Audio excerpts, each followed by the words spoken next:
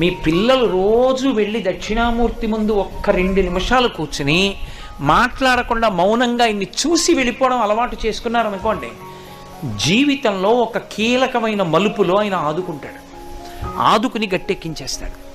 దక్షిణామూర్తి దక్షిణామూర్తే. శైవాగమంలో ఇక అటువంటి మూర్తి లేదు, అంత గొప్ప మూర్తి. పరమేశ్వరుడు నీకున్న దానిలో చేసి తరించు, తప్ప దాచేస్తే ఏమొచ్చింది? అలాగని దాచద్దు, పిల్లలకి ఇవ్వద్దని శాస్త్రం చెప్పలేదు. కొంతైనా నీ జీవుడి కొరకు కూడా ఖర్చు పెట్టుకో. అందరితో పాటు ఇంకోండి కూడా లెక్కలో వేసుకో. నా జీవుడు కూడా వాడు ఉన్నాడు, వాణ్ణి ఉద్ధరించాలిగా. పిల్లలకి అన్నం పెట్టాను, పిల్లల్ని చదివించాను, పిల్లలు పెద్దవాళ్ళు అయ్యారు, పెళ్ళిళ్ళు చేశాను, వాళ్ళను ఉద్ధరించినట్టే ఇంకోడు కూడా ఉన్నాడు. వాడు ఇంట్లో ఉండడు, ఇక్కడే ఉంటాడు.